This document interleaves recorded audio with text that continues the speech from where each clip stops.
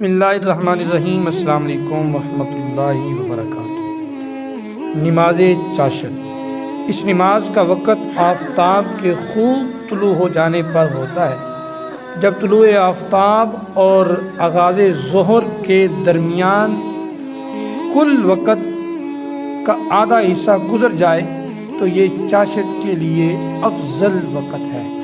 اس کی کم از کم 4 رکعتیں اور زیادہ سے زیادہ 12 رکعتیں ہیں۔ کم از کم 2 اور زیادہ سے زیادہ 8 بھی بیان کی گئی ہیں۔ دیگر فرائض اور زندگی کی ذمہ داریوں سے فراغت ہو، نماز اشراق سے چاشت تک اسی جگہ پر عبادت اور وظائف و اذکار جاری رکھی جائے۔ حدیث نبوی ہے، اس میں بہت سارے فضائل بیان ہوئے ہیں۔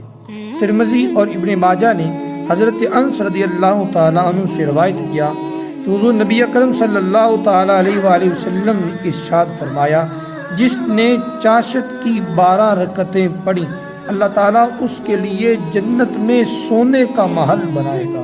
سبحان اللہ۔ اسی طرح طبرانی نے حضرت ابو درداء رضی اللہ تعالیٰ عنہ سے روایت کیا ہے کہ حضور نبی اکرم صلی اللہ تعالیٰ علیہ وآلہ وسلم نے ارشاد فرمایا، جس نے چاشت کی 2 رکعتیں پڑھی وہ غافلین میں نہیں لکھا جائے گا، اور جو 4 رکعتیں پڑھے عابدین میں لکھا جائے گا، اور جو 6 رکعتیں پڑھے اس دن اس کی کفایت کی جائے گی، اور جو 8 رکعتیں پڑھے اللہ تعالیٰ اسے قانتین میں لکھے گا، اور جو 12 رکعتیں پڑھے اللہ تعالیٰ اس کے لیے جنت میں ایک محل بنا دے گا۔